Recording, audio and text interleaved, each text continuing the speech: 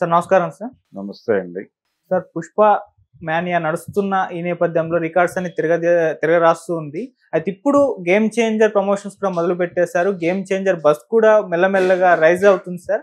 అయితే ఈ నేపథ్యంలో మన అమెరికాలో కూడా ఒక ఈవెంట్ అయితే చేశారు. అక్కడ సుకుమార్ గారు మాట్లాడుతూ నేను సినిమా ఆల్రెడీ చూసేసాను, చిరంజీవి గారు కూడా చూసేశారు, ఈ సినిమా పైన ఫుల్ కాన్ఫిడెన్స్ ఉంది, ఈ సినిమాలో రామ్ చరణ్ గారి పర్ఫార్మెన్స్ కి నేషనల్ అవార్డు కూడా రావచ్చు అని తన అభిప్రాయాన్ని అయితే వెలువచ్చారు సార్. మరి సుకుమార్ గారు 'గేమ్ చేంజర్' పైన చెప్పిన ఈ రివ్యూ పైన మీ ఒపీనియన్ ఏంటి? మరి తొందరలో సినిమా రాబోతుంది, ఈ సినిమా గురించి మీ ఒపీనియన్స్ ఏం చెప్తారు? ఇప్పుడు ఆయన చూశాడు కాబట్టి రివ్యూ చెప్పాడు. అవును, మనం చూడలేదు కాబట్టి ఆ రివ్యూని నమ్మాలి. రివ్యూని నమ్మి సుకుమార్ గారు చెప్పారు కాబట్టి సినిమాకి వెళ్ళాలి. ఓకే, సినిమా తేడాగా ఉంటే సుకుమార్తో మాట్లాడుకోవాలి. అంటే గతంలో చాలామంది గుడిపూడి శ్రీహరి గారి రివ్యూస్ ఫాలో అయ్యేవాళ్ళు పత్రికల్లో. ఆయన రాసిన రివ్యూ చదివి, సితారలో ఆయన రాసిన రివ్యూ చదివి, అంటే అప్పటికే సినిమా రిలీజ్ అయిపోయిన 3 రోజులకో 4 రోజులకో వచ్చేది. వచ్చిన తర్వాత రివ్యూ చూసి పోల్చుకునేవాళ్ళు. కొంతమంది చూడని వాళ్ళు ఆ రివ్యూ చదివి చూడాలో వద్దో డిసైడ్ చేసుకునేవాళ్ళు. కానీ ఆయన రివ్యూ నెగిటివ్గా ఉన్నప్పటికీ సినిమాకి వెళ్ళటం జరిగేది. రివ్యూలు ప్రభావం సినిమాల మీద ఎందుకు ఆ కాలంలో అంత బలంగా లేదు అంటే, థియేటర్ ఆడియన్స్ ఫ్రెండ్లీగా ఉండటం వలన ఓ 10 రూపాయలు జేబులో ఉంటే సరదాగా వెళ్ళి సినిమా బాగాలేదు అంటున్నారు కానీ అసలు ఎందుకు బాగాలేదో చూద్దామని వెళ్ళేవాడు. ఓకే, అట్లా డబ్బులు వచ్చేసేవి సినిమాకి.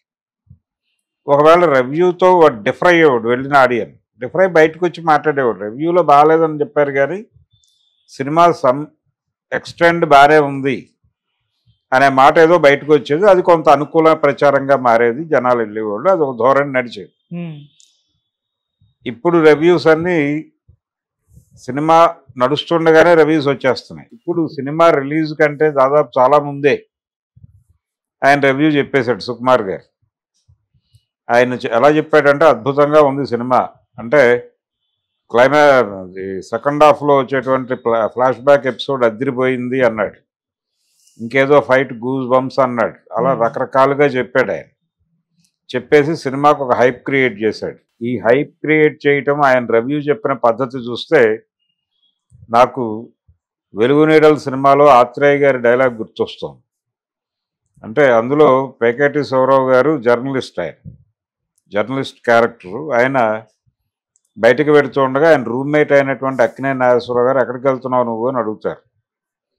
అడిగితే ఆయన చెప్తాడు, 'ఒక వరలో 2 కత్తులు' అని మహోజ్వల జానపద చిత్రం ప్రివ్యూ ఉంది, చూసి బాగుందని రివ్యూ రాయాలి, కొంచెం టైం పడుతుంది అని వెళ్ళిపోతాడు.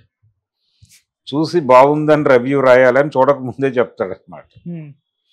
అలాగా సుకుమార్ గారు ఒక రివ్యూ ఇచ్చేశాడు. అంటే చూశానని చెప్పాడు ఆయన, సినిమా చూసే పాజిటివ్ రివ్యూ ఇచ్చాడు. ఈ పాజిటివ్ రివ్యూ వెనకాల ఉన్నటువంటి లింక్ ఏంటంటే, ఇప్పుడు బుచ్చిబాబుతో చేస్తున్నటువంటి ప్రాజెక్ట్ తర్వాత సుకుమార్ గారి ప్రాజెక్టే చేయాలి ఆయన. రామ్ చరణ్లో ఒక అద్భుతమైన నటుడు ఉన్నాడు అని చెబుతూ ఇంకొక మాట అన్నాడు సుకుమార్ ఆ వేదిక మీద నుంచి. నేను జనరల్గా ఏ సినిమా చేసేటప్పుడు ఆ హీరోతో చాలా సన్నిహితంగా ఉంటాను, ఆ తర్వాత నెమ్మదిగా ఆయనతో అంత అటాచ్ అవను, కానీ సినిమా ఉన్నా లేకపోయినా రామ్ చరణ్తో ఎప్పటికీ నా అటాచ్మెంట్ కొనసాగుతుంది. నేను రెగ్యులర్గా కలుస్తూ ఉంటాను, నా ప్రాజెక్టుల గురించి మాట్లాడుతూ ఉంటాను, అలాగే ఆయన చెప్పే విషయాలు ఆయన చెప్తాడు, మేము రెగ్యులర్గా కలుస్తాం, మాట్లాడుకుంటాం, మా స్నేహం నిరంతరం కొనసాగుతుంది అని చెప్పాడు. అంటే దాదాపు ఇలాంటి అభిప్రాయమే ఆయన 'పుష్ప' టైంలో కూడా వ్యక్తం చేశాడు అల్లు అర్జున్తో. అయితే ఇక్కడ విచిత్రం ఏంటంటే, ఈ వేదిక మీద 'పుష్ప' ప్రస్తావన వచ్చింది, 'పుష్ప 2' ప్రస్తావన వచ్చింది. ఆ సినిమా క్రియేట్ చేస్తున్నటువంటి వసూళ్లకు సంబంధించి రికార్డు చేస్తున్నటువంటి అంటే రికార్డుల్ని కూడా ప్రస్తావించారు. ఇన్ని ప్రస్తావించి ఆ క్రెడిట్ గోస్ టు సుకుమార్ అనే పద్ధతిలో నడిచింది తప్ప ఎక్కడా కూడా హీరో గారి ప్రస్తావన లేదు. ఓకే, అంటే వ్యూహాత్మకంగా ఈ సినిమా మీద అల్లు అర్జున్ నీడలు పడకుండా చూసుకుందామని ఏమన్నా కేర్ తీసుకున్నారు. సుకుమారు కేర్ తీసుకున్నాడు, రామ్ చరణ్ కూడా కేర్ తీసుకున్నట్టుగా కనిపిస్తోంది వాళ్ళ ఉపన్యాసాల ధోరణి చూస్తే. సుకుమార్ గారి రివ్యూ పాజిటివ్గా రివ్యూ చెప్పడం వెనకాల ఆయన ప్రాజెక్ట్ ఉంది, అందులో భాగంగానే ఆయన ఇంకొక స్టేట్మెంట్ కూడా ఇచ్చాడు. ఈసారి గేమ్ చేంజర్కి నేషనల్ అవార్డు రామ్ చరణ్ కొట్టబోతున్నాడు ఉత్తమ నటుడిగా అనేది ఆయన ప్రిడిక్షన్ చెప్పాడు. ఇది నేను జాతకం చెప్పడం లేదు, వాస్తవమే చెప్తున్నాను. నాకు అనిపించింది నిజానికి ఆయనకి రంగస్థలానికే రావాల్సి ఉంది, అప్పుడు రాలేదు, ఇప్పుడు వచ్చింది. ఇప్పుడు వచ్చే ఛాన్స్ ఉంది అని చెప్పాడు. బలంగా ఉంది కంపారిటివ్గా, అంటే రంగస్థలం కంటే బెటర్ పర్ఫార్మెన్స్ ఉంది అనే యాంగిల్లో ఫ్యాన్స్ని రెచ్చగొట్టడం కోసం చెప్పిన మాట ఇది. నిజంగానే నేషనల్ అవార్డు వచ్చేస్తుందా లేదా అనేది వేరే గొడవ. ఫ్యాన్స్ని ప్రొవోక్ చేయటానికి తన ఉపన్యాసం ద్వారా ఎంత ప్రయత్నం చేయాలో అంత ప్రయత్నము సుకుమార్ చేశాడు. అందులో భాగంగానే రివ్యూ చెప్పాడు తప్ప అదేదో జెన్యూన్ రివ్యూ అనుకుంటే పొరపాటు. ఓకే, ఆయనకి చాలా బ్యాగేజ్ ఉంది దీనికి సంబంధించి. నెక్స్ట్ ప్రాజెక్ట్ ఉంది, ఈ డిజైనింగ్లో భాగంగా ఒక రివ్యూ చెప్పేశాడు ఆయన. సో సుకుమార్ గారు కూడా రివ్యూవర్గా మారిపోయాడు.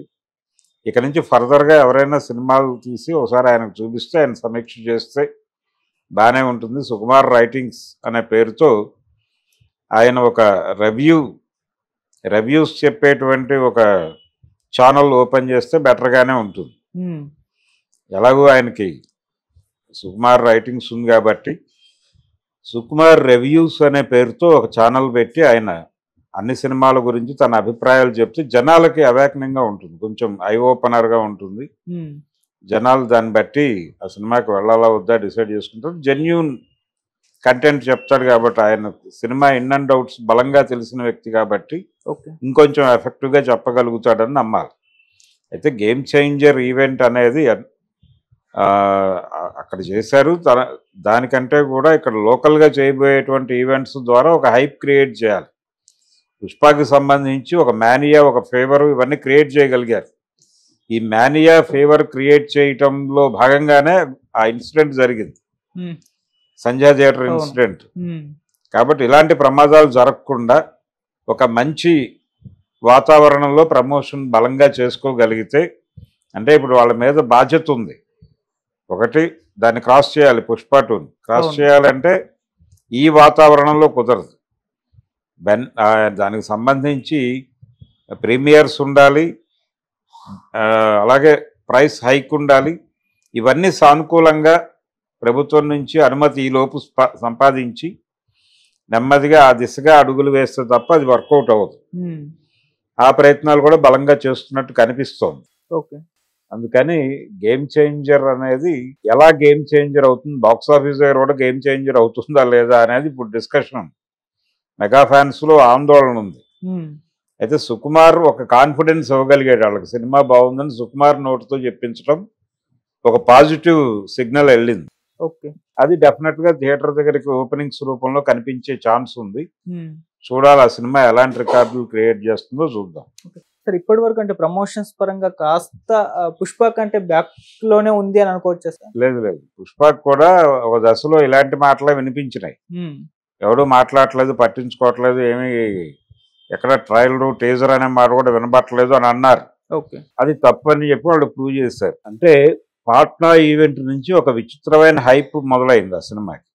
అలా వీళ్ళు కూడా ఒక local event, how to organise events అనేది వాళ్ళు ఒక మోడల్ సెట్ చేశారు. దాని ప్రకారం వీళ్ళు కూడా ఫాలో అయిపోతారు.